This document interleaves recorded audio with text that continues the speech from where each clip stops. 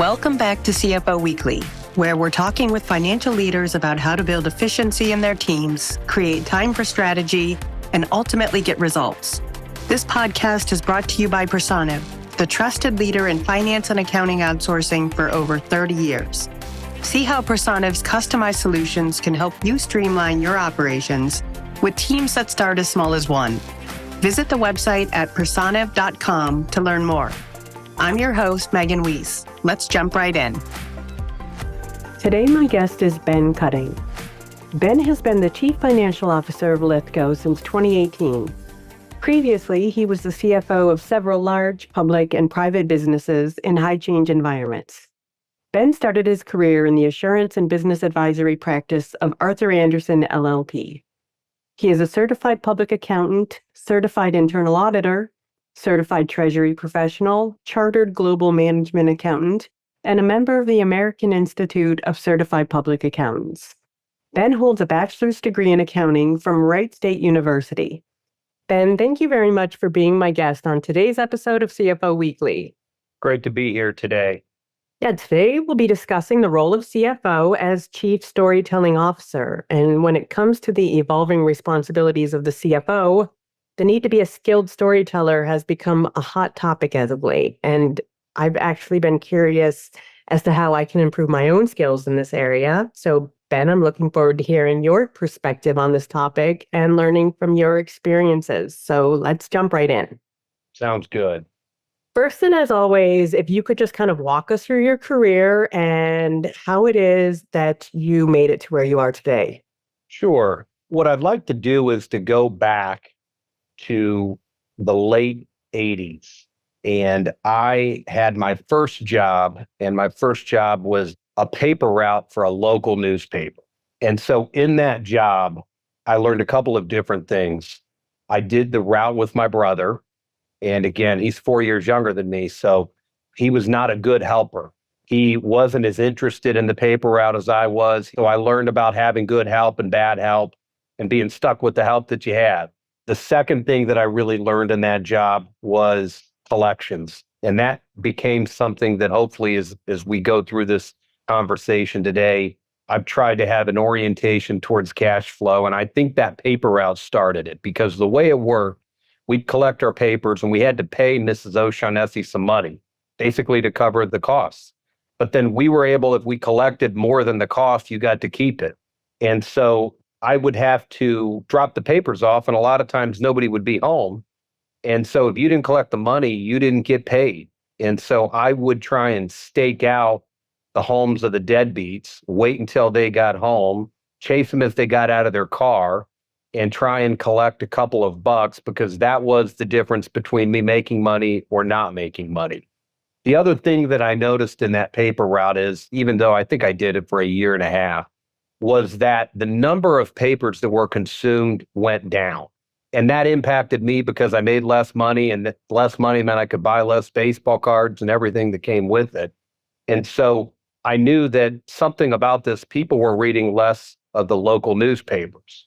As an aside, 20 years later, I ended up helping with the bankruptcy of the local newspapers. And so seeing that secular decline because of technology infringement at a very early age, it kind of set up a whole series of things for me. And I can't imagine a better place to start my career than trying to collect receivables from deadbeats and then also dealing with poor help that you're assigned. And I learned all of that in the late 80s doing my paper route. And I think so much of that is I think of all the other things that come with my current job. A lot of it I can kind of put some kind of a thread back to that paper route. So you started your career with Arthur Andersen in assurance and business advisory, and today you're the CFO at Lithko Contracting. I'm not sure if you just did, but could you maybe highlight a pivotal moment or two within that journey that shaped your approach to financial leadership? Sure. I started at Arthur Andersen, and it was a great firm. And a couple of things kind of stood out to me quickly. Number one is I wasn't a very good auditor, and I found the audit process boring. And I remember sitting in a conference room going through page after page of questions that they would have these audit checklists and being not real interested in that, but being very interested in the meeting that the CFO and the president were in one room over, where they were talking about different strategies of what they were going to do with the business and levers that they could pull in order to improve results. And I became fascinated by what was going on in that room and less fascinated by all the machinations of running an audit. But before I could even do anything with that, Arthur Andersen had the Enron scandal. And it was a large firm, billions of dollars of revenue, I think 40,000 employees. And it went out of business in a 90-day period. And so I didn't leave public accounting so much as it left me. And so that was my first taste that within chaos always lies opportunity. And so when Arthur Andersen fell apart, the partner that I was working with, he was a really good guy and he cared a lot about his people. And he introduced me to a friend of his that he golfed with who was doing a spin out of a company to the Carlyle Group. And it was an operating unit that was getting spun out on its own. So it didn't have a lot of accounting and finance infrastructure, and they were building it out. And so I started in that Carlyle spin out, and very quickly I got my taste of being in the boardroom and starting to do transactions. The business had several M&A opportunities. And because I enjoyed that and I didn't mind long hours and travel, I started down a path where almost every year since then, for 20 some years later, we've either bought something, sold something, or refinanced something. And I just fell in love with the fast pace that comes with trying to turn around businesses in a private equity environment. And your educational background includes a Bachelor of Science in Accounting from Wright State, and you have quite a few very impressive credentials behind your name. So how has your academic experience influenced your perspective on the role of CFO as chief storyteller? So I had a bit of a tough hand and dealt to me when I was in college. And so I wanted to get through it as soon as possible because in my accountant's mind, every day I was in college, I was paying, and every day I could get out of college, I would be making money. So I set up a plan to get through as soon as possible. And I got through my undergraduate degree in under 3 years while I was working 3 different jobs at the same time. In order to kind of get through college in a quick fashion, I would be enrolled in 2 classes at the same time. And so what that taught me was you're forced to pick not between a good and a bad choice, because the reality, you're not going to get 2 A pluses if you're enrolled in 2 classes simultaneously and attendance is part of the grade. So really you have 2 bad choices and your goal is to pick the least bad choice. And so being overscheduled and having to constantly pick between the least bad choices is something that served me very well. And I learned time management skills and I learned how to make decisions.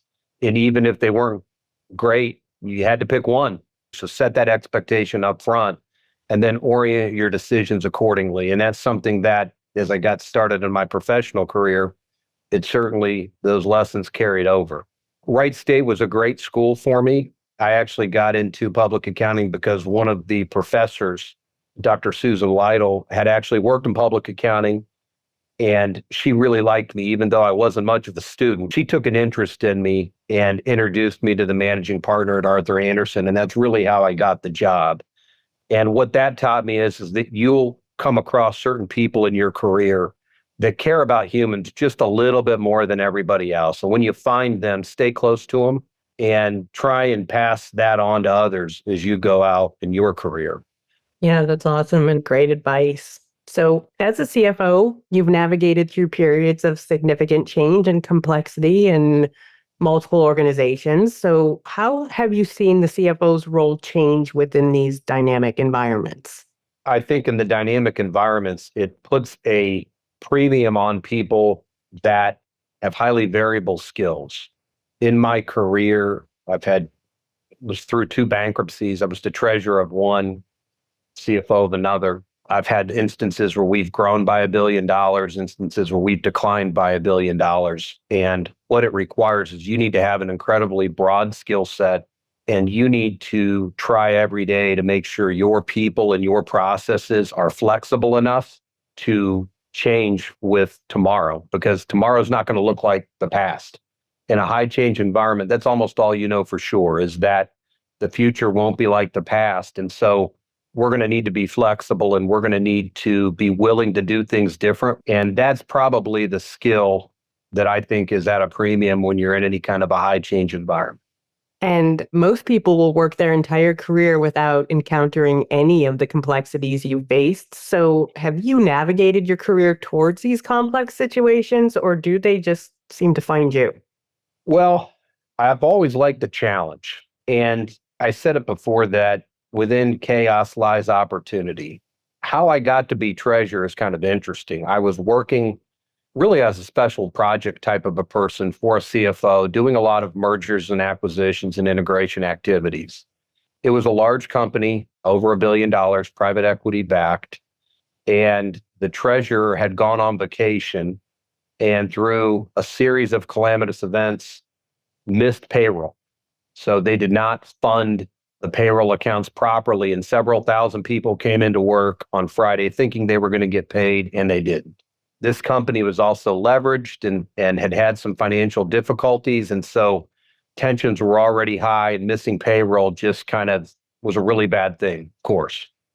So the CFO promptly fired the treasurer and said, "You're in charge of treasury. Don't screw it up. If you do screw it up, you're fired. I'll give you about a week." And so I'd never had any formal treasury experience. I'd never released a wire. I didn't have tokens or access to the accounts. And I had to quickly get in there and figure this out, orient myself, acknowledge the current reality of the situation, figure out friends and foes, what allies I had available to me, and then plot a path out of it. And it was a great situation of just getting thrown into the deep end. And I actually fell in love with it.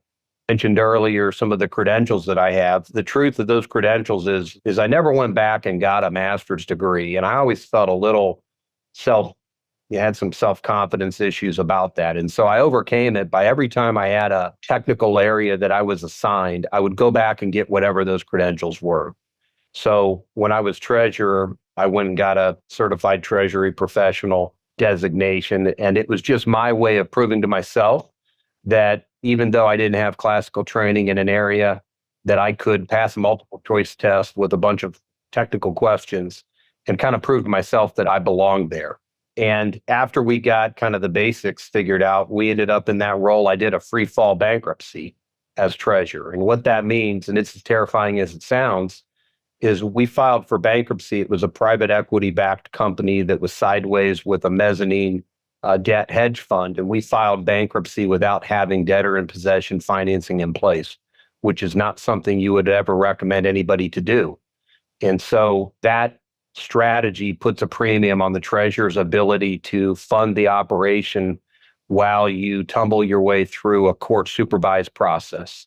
And that was another great experience for me. It didn't feel great at the time, felt actually bruising and overwhelming at the time, but I learned so much about it. And every time I was put in a situation that was difficult and I dug down and figured out a way out of it, I just got that much more confident. And it taught me that even if it's a bad situation, there's going to be people that want you to succeed.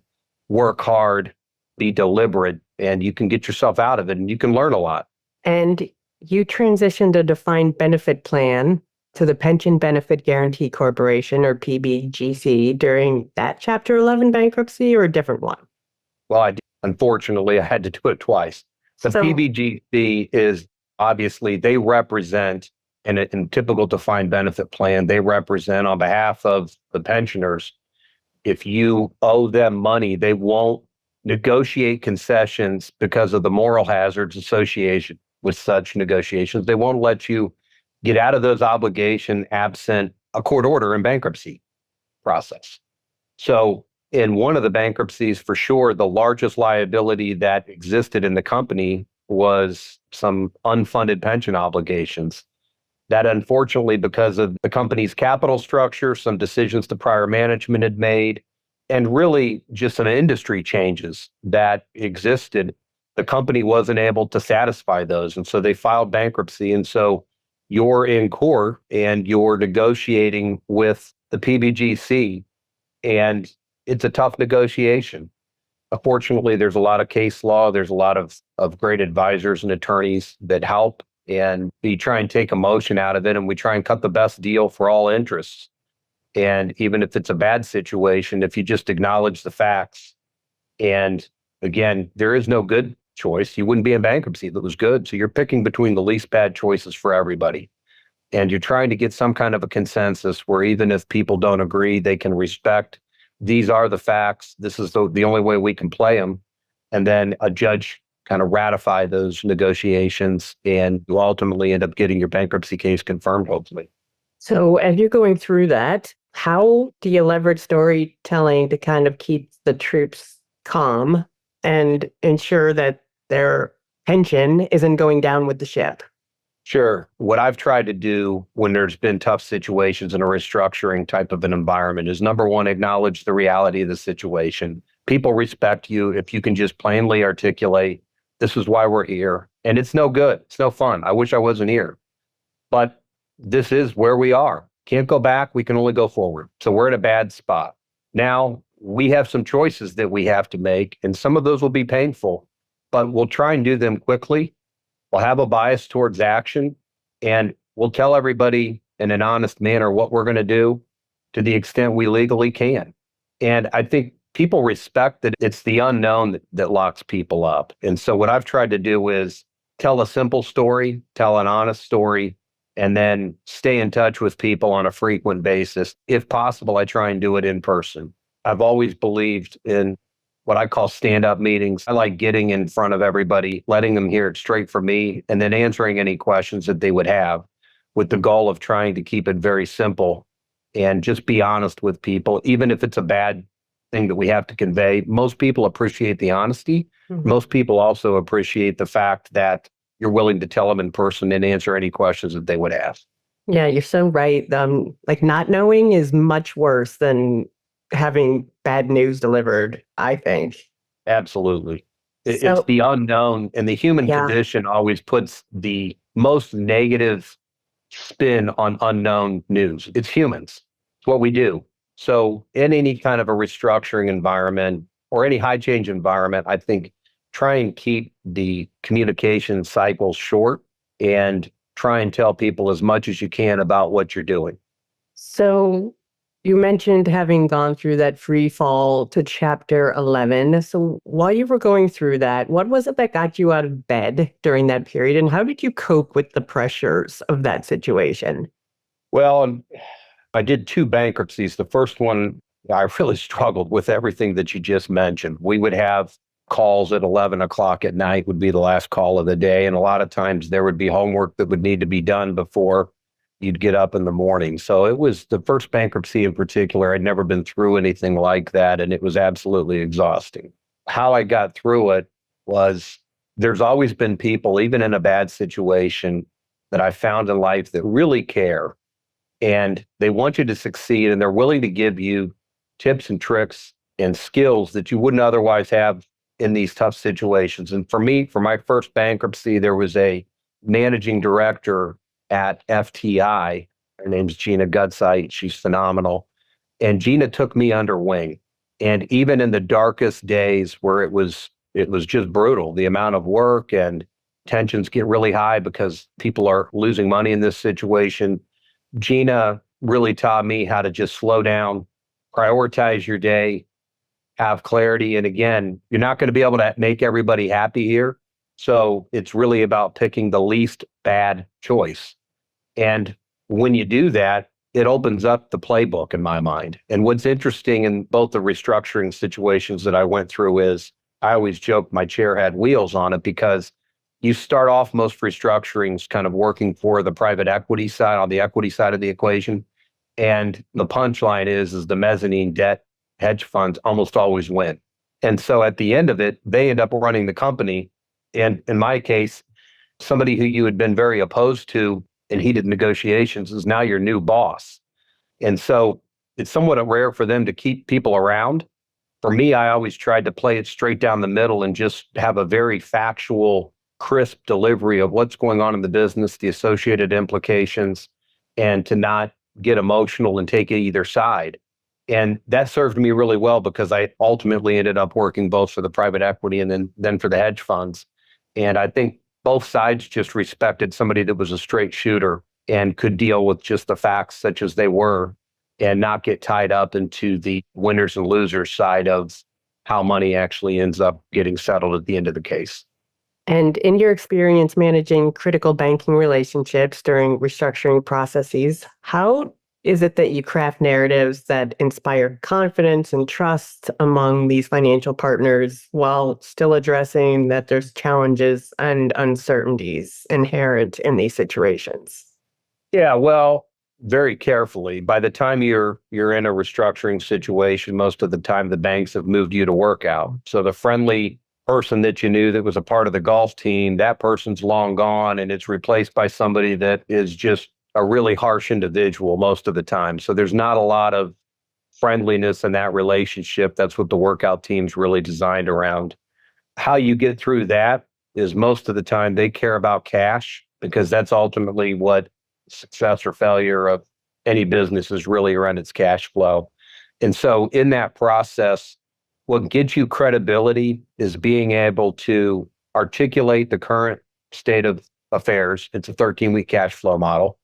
And then how good are you at predicting the next quarter's worth of activity and being able to articulate to the bankers and really all the parties, these are the implications and the variables that we have built into this model. And it's a model, so we know it'll change, but being able to say, this is what we've assumed, these are why these assumptions are reasonable, here is the upside downside on these assumptions, and this is just the way the cash spills out accordingly. Having a 13-week cash flow model, I've used one for years that was developed by Alex Partners, and it's a cornerstone of most restructuring environments. But now at Lithko, we're very fortunate. Lithko's a high growth company, extremely profitable, has almost no leverage. And so even though we don't have liquidity concerns, we still run a 13-week cash flow model every single week. And we use that as a way to really understand the cash flow drivers and levers that are available to us.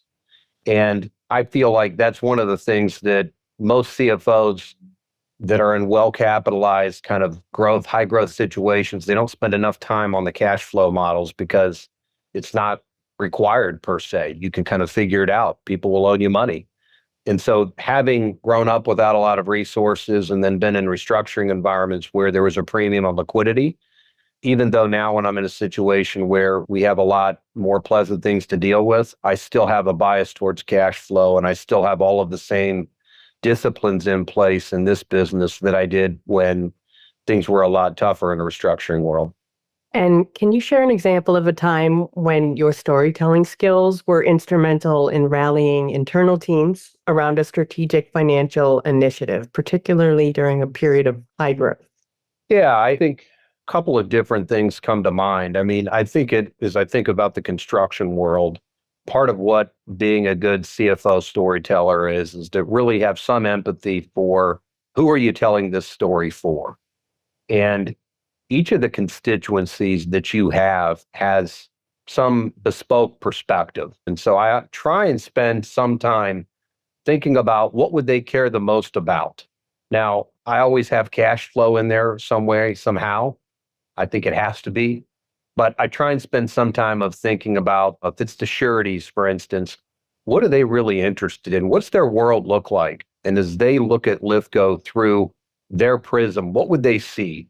And I try and make sure that with that empathy, that we craft a story that is simple and easy to understand, at least the headline news that we give them. I want you to be able to read it on your phone quickly and easily. You give me 30 seconds where you can kind of take away the headline news. Then, if you want more details, I generally try and have a robust appendix that if somebody wants to understand why did we come up with the headlines that we gave them, or unpack any of the math that we're kind of alluding to, that you can follow along. If you want to spend the time, it's in the appendix. And so I feel like that approach has been very useful to have empathy for what their perspective is, make it very easy for them to understand. Assume that they're going to consume your message on the 3-inch space of a cell phone. So make sure that it's very easy for them to read and to think about it. They only have 30 seconds to read this. What headlines are they going to take away? And then have them always know that if you want gory details, it's in the appendix and we're always available to walk through them. So that's a methodology that served me well the last several years as Lithko has been in a very high growth, high change environment. And CFOs are, of course, expected to communicate financial performance and strategy transparently to shareholders and the public. So how do you approach storytelling in financial reporting to convey both successes and challenges authentically? Yeah, I like how you said both challenges and risks authentically, because that's really key, is to have credibility. I try and present both the historical facts, they are what they are. And then as we look forward, we have a projection and try and give everyone the understanding of what could go right with it, what could go wrong with it. And to make sure everyone sees and acknowledges the reasonableness of our assumptions, that's really critical to me. And I think that's a large part of transparency, is just telling everybody and showing that your assumptions are grounded in reasonableness, and being able to connect kind of real operational drivers to your forecasting models, I think builds credibility and authenticity in your reports. Early on in my career, I was exposed to McKinsey and Company. They did some work for us in the area of data visualizations. And so some of those attributes have stayed with me. And I still have a couple of visuals that I still like to show in all of our board presentations to just visually show where we are, where the year's going. I always have some kind of a reconciliation between adjusted EBITDA and cash flow. I think that's something that every CFO should be able to do in every single month.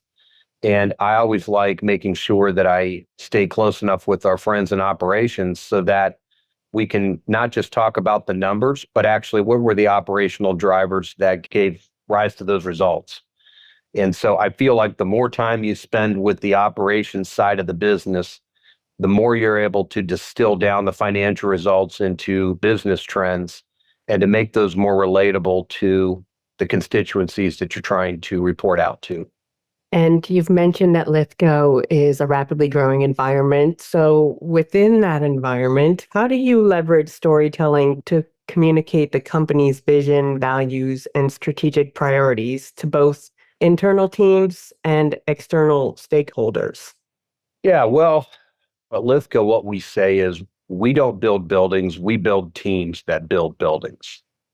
And so one of the things that has allowed Lithko to transform the concrete construction industry is just that simple approach. So we have an obsession with teams.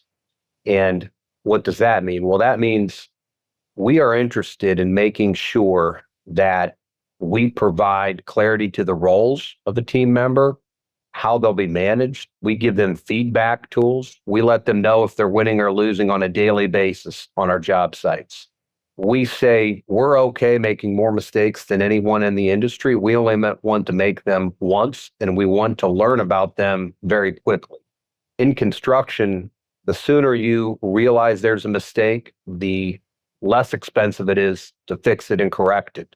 So we have set up an entire system around ensuring that our people out in the field at the lowest level are provided the tools to know on a daily basis if they're winning or losing on their jobs.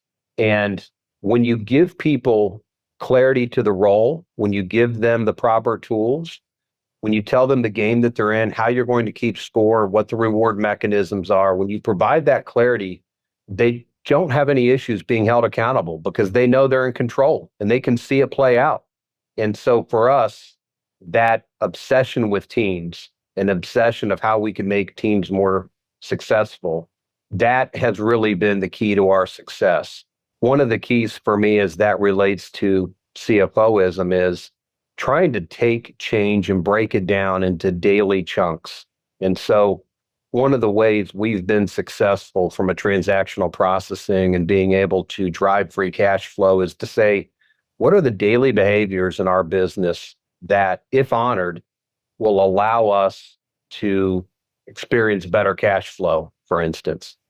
And that gets into what are you doing literally each day in each role? And can we manage and monitor that process to see, did we do the right things today? And if you can get to where you can run your business on a daily or weekly, it's very powerful because many companies, they only know they're winning or losing once a month, maybe once a quarter if they do a hard close. And we want to have process level metrics that allow us to understand on a daily or weekly basis how our teams are doing. And so that would be a challenge, I would say, that I would put out there for some of your CFO listeners is, do you really understand what are the daily behaviors that need to be honored in order to drive profitability or cash flow across your organization or the CFO organization? If the answer is no, probably should. And a lot of those things that you would track and understand, they are not sourced off the trial balance. They come from having a deep appreciation of your processes and to set up collection methods to understand the key performance indicators at a process level that you can monitor on a daily or weekly basis. Yeah, I think that's great. It's so much more empowering when a person knows how what they do every day impacts who they're doing it for. Absolutely. And last question, but as you look out into the future, is there something you're worried about? Does anything keep you up at night?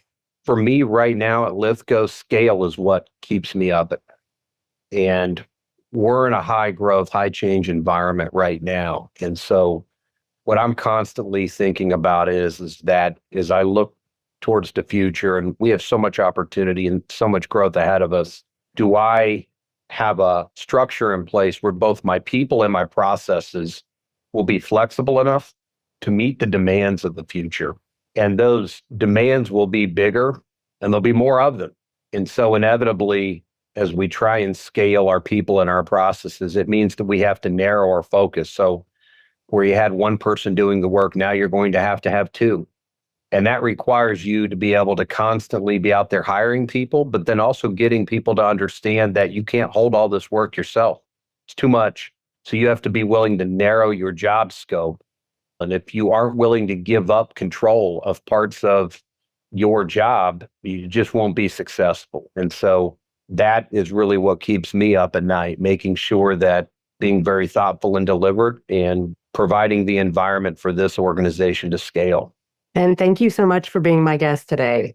Well, thank you for having me. I've really enjoyed the podcast each week. I eagerly look for it. You've had some great speakers. I always take notes and have learned a lot. And if anybody has any questions, they can certainly send me a note on LinkedIn, and I appreciate what you're doing for our industry. Yeah, well, thank you for that. And I've really enjoyed speaking with you today. This has been a fun and fascinating conversation, and I wish you and Lithko all the best.